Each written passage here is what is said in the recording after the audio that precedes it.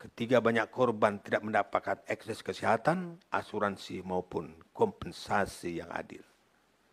Saya tidak bisa mengungkapkan dengan kata-kata pimpinan, tapi ini harus kita proses secara hukum. Tidak perlu rekomendasi. Bukti permulaan sudah kuat. Jangan minta-minta orang kaya bisa mengatur semua proses-proses hukum yang lewat begitu saja tanpa ada hal-hal yang perlu kita garis bawahi. Ini pemerintahan Prabowo, jangan main-main. Dan proses hukum yang sering dilakukan oleh Pak Presiden kita tidak pandang bulu siapapun dia. Dan ini momen yang tepat akan kita harus tegas dalam proses ini. Menurut saya ini sudah jelas merupakan pelanggaran terhadap 1. Pasal 28B ayat 2 Undang-Undang Dasar 1945. Setiap anak berhak atas kelangsungan hidup, tumbuh dan berkembang, serta berhak atas perlindungan kekerasan dan diskriminasi. 2. Undang-Undang nomor 23 tahun 2002 tentang perlindungan anak pasal 13 menjamin perlindungan anak dari eksploitasi ekonomi dan seksual. Ketiga, Undang-Undang nomor 21 tahun 2007 tentang pemberantasan tindak pidana perdagangan orang pasal 1 ayat 1 eksploitasi termasuk dalam cakupan TPPO. Keempat, Konvensi ILO nomor 182 pekerjaan bahaya untuk anak yang telah diartifikasikan di Indonesia. Apalagi kita buat rekomendasi, nggak perlu lagi.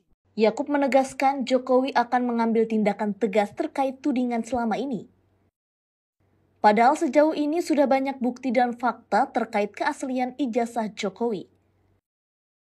Untuk itu pihaknya merasa tudingan sejauh ini untuk menghina Jokowi. Perihal kapan akan dilaporkan, Yakub belum bisa memastikan, sebab masih menunggu perintah dari Jokowi. Adanya tuduhan mengenai ijazah palsu Bapak.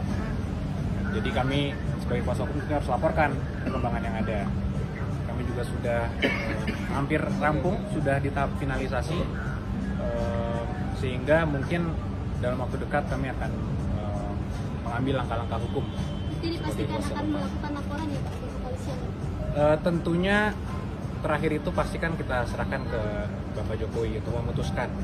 Tapi dari sisi kami kuasa hukum, tentunya kami memberikan analisis, pendapat hukum, gambaran secara luas, menyediakan fakta-fakta dan analisa-analisa tadi untuk dipertimbangkan oleh Bapak Jokowi. Dan ketokan terakhir pasti harus diambil oleh Bapak Jokowi sendiri. Tadi arahan apa Bang? Tadi Bang, ada arahan khusus terkait ijazah palsu ini? Khusus sih nggak ada yang terlalu khusus ya. Tapi belum dipastikan akan melapor atau enggak ya? Kita sudah hampir final persiapannya. Ada berapa Namun kan Spill ya. Sejauh ini sementara ini sih mungkin ada sekitar 4 orang yang kami sudah lengkapi semua dokumen dan bukti pendukungnya, yang kami yakini juga yang kami percaya bahwa ada dugaan tindak pidana di sini.